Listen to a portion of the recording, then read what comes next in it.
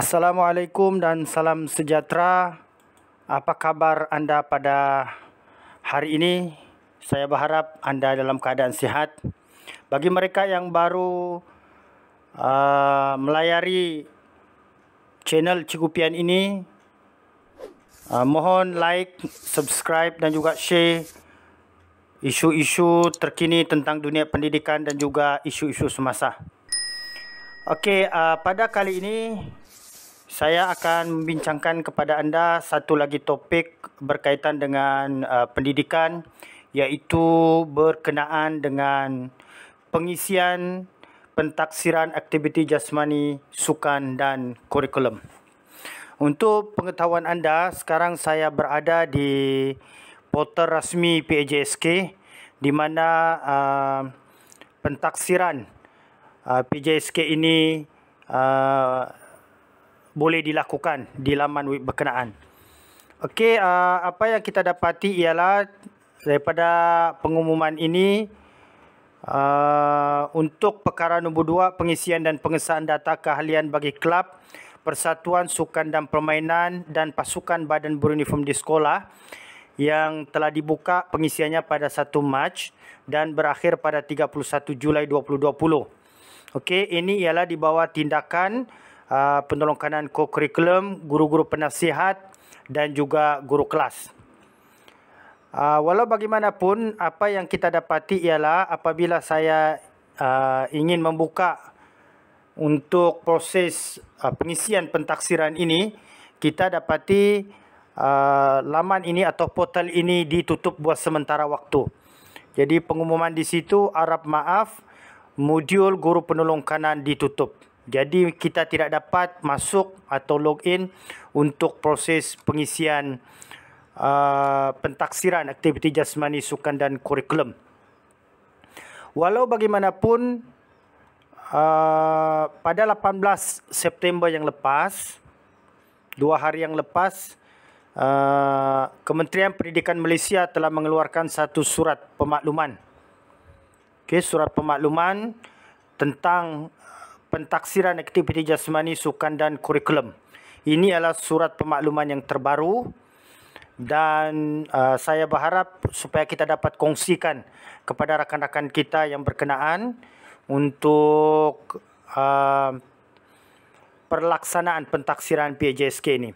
Okey, mari kita lihat surat yang saya maksudkan. Okey, ini ialah surat Kementerian Pendidikan Malaysia bahagian sukan, co-curriculum dan kesenian bertarikh 18 September 2020.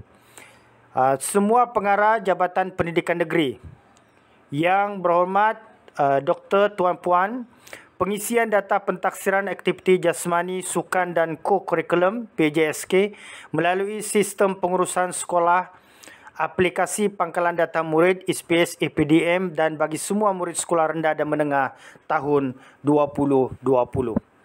Okey, pangkalan data yang dimaksudkan yang inilah di sini. Okey, mari kita lihat surat ini. Dengan segala hormatnya, perkara di atas adalah dirujuk dan surat siaran Kementerian Pendidikan Malaysia bilangan 5 tahun 2020 berkenaan garis panduan pengurusan pembukaan semula sekolah Kementerian Pendidikan Malaysia. Pendidikan Malaysia adalah berkaitan.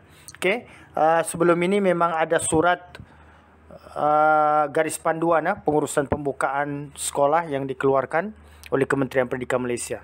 Perkara nombor 2 dalam surat ini merujuk Seksyen 18 Akta Pendidikan 1996, Akta 550, pelaksanaan aktiviti co-curriculum di sekolah adalah wajib dan akta ini tidak terbatal walaupun berlaku penularan jangkitan COVID-19 yang melanda negara.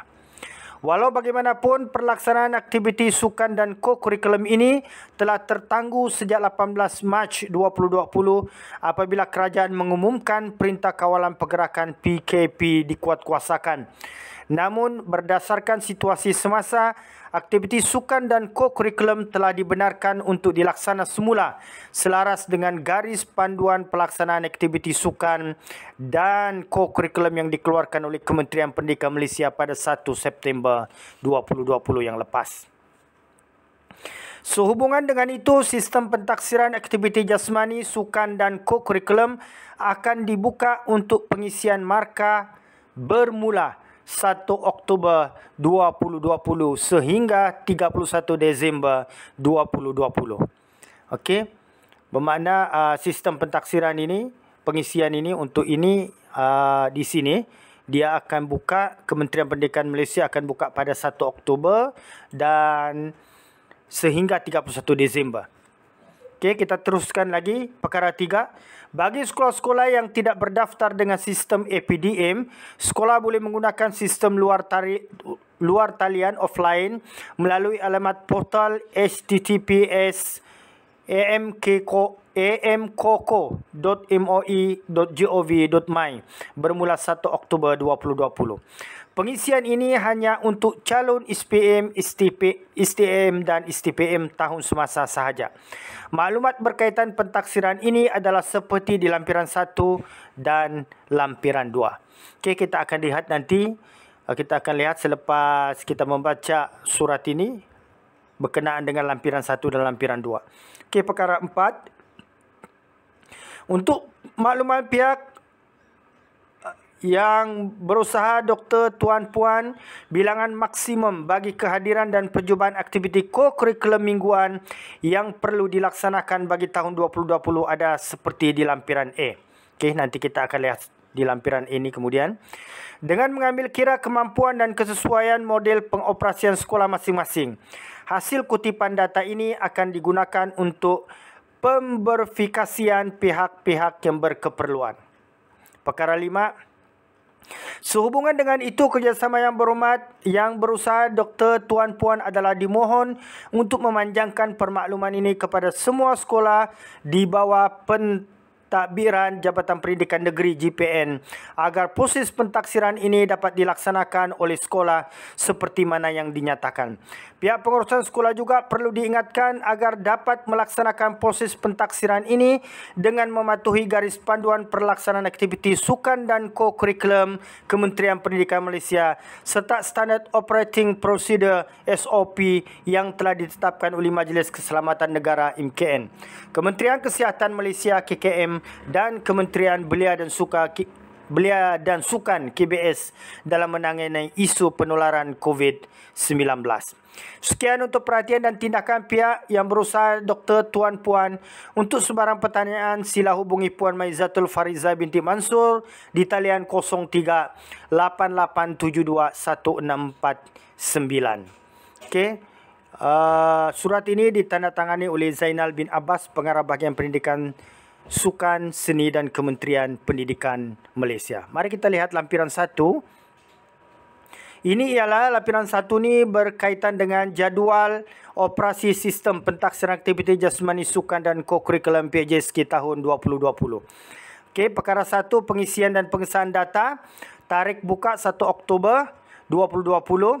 Tarikh tutup untuk tahun 6 pada 31 Disember 2020. Bagi tingkatan 3 juga tarikh yang sama 31 Disember 2020.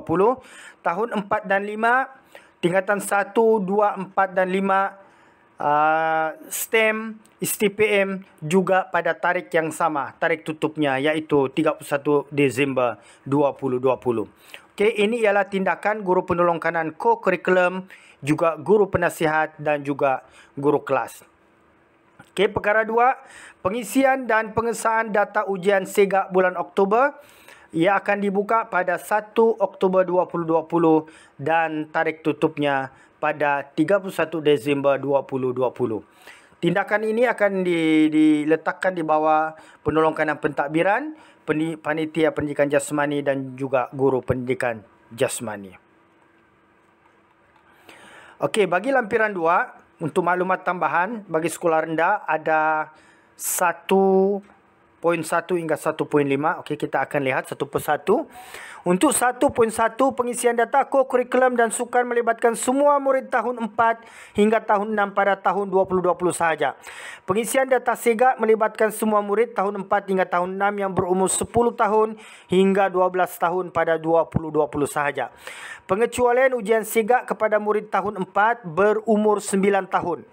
Okey, berumur 9 tahun pada tahun 2020 dan murid berkeperluan khas. Tempoh kiraan markah pentaksiran ko-kurikulum dan sukan bagi murid tahun 4 hingga tahun 6 ialah mulai 1 Januari 2020 hingga 31 Disember 2020. Okey. Kiraan markah ko-kurikulum dan sukan bagi murid tahun 4 hingga tahun 6, jumlah markah yang dikira adalah grade purata terkumpul, okey, atau CGPA bagi 3 tahun. Okey, tahun 4, 5 dan 6. Kita lihat maklumat tambahan mengenai sekolah menengah. Pengisian data ko-kurikulum dan sukan melibatkan semua murid tingkatan 1 hingga tingkatan 6 termasuk calon STPM dan STAM pada tahun 2020 sahaja. Pengisian data sigap melibatkan semua murid kelas peralihan hingga tingkatan 5 yang berumur 12 tahun hingga 17 tahun pada tahun 2020. Pengecualian ujian sigap kepada murid tingkatan 5 berumur 18 tahun pada tahun 2020 dan murid berkeperluan khas. Tempoh kiraan markah pentaksiran ko-kurikulum dan sukan bagi murid tingkatan 1 hingga tingkatan 5 ialah mulai 1 Januari hingga 31 Disember. Calon STPM tahun 2020 ialah sepanjang tempoh calon berada di tingkatan 6. Manakala calon STEM tahun ini bermula pada 1 Januari sehingga 31 Disember. Kiraan markah ko-kurikulum dan sukan bagi murid tingkatan 1 hingga tingkatan 5, jumlah markah yang dikira adalah grade purata terkumpul bagi 5 tahun. Bagi calon STPM pula, jumlah markah dikira sepanjang tempoh calon berada di tingkatan 6 dan calon STM tahun 2020, jumlah markah yang dikira adalah grade purata terkumpul berlanjutan daripada tingkatan 5. Okey, perkara 3. Bagi calon UPSR, PSR, PT3, SPM, STM, STPM 2020, sijil pelaporan PJSK hendaklah dicetak dan diserahkan kepada semua calon bersama-sama dengan keputusan peperiksaan yang diumumkan mengikut tarikh yang ditetapkan oleh Lembaga Peperiksaan dan Majlis Peperiksaan Malaysia. Bagi murid selain calon UPSR, PSR, PT3, SPM, STM dan STPM 2020, sekolah-sekolah amat digalakkan untuk mencetak sijil pelaporan PJSK dan diserahkan kepada murid. Garis panduan pentaksiran aktiviti jasmani, sukan dan ko-kurikulum boleh dimuat turun melalui sistem login sekolah di alamat portal pjsk.moi.gov.my. Okey, kita lihat lampiran yang ketiga iaitu berkaitan dengan jumlah kehadiran dan perjumpaan bagi murid tahun 4, 5, 6 dan tingkatan 1 hingga tingkatan 5 pada tahun ini, tahun 2020. Okey, minggu persekolahan untuk Januari hingga 18 Mac, 10 minggu, kelab dan persatuan dikira berdasarkan kepada 3 kali mengadakan perjumpaan. Begitu juga dengan badan beruniform, juga sukan dan permainan. 3 kali bilangan perjumpaan. Manakala April dan Ogos tidak dapat dilaksanakan kerana PKP.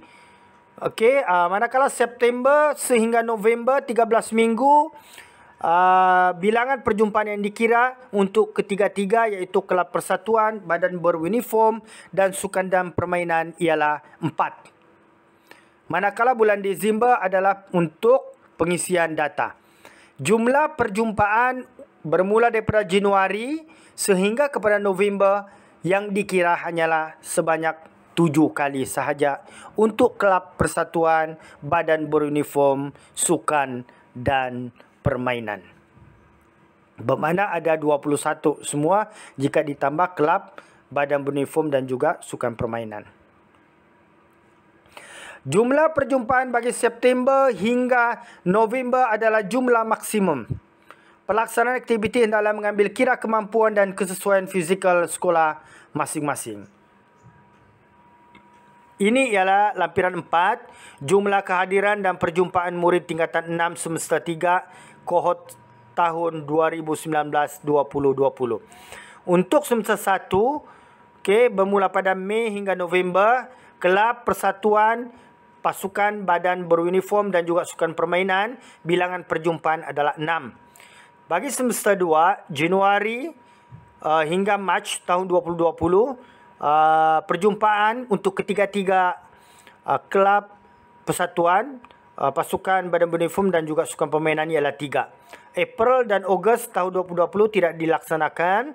Sementara untuk semester 3, September hingga November, untuk kelab persatuan badan beruniform juga sukan permainan, bilangan perjumpaan ialah 4 kali.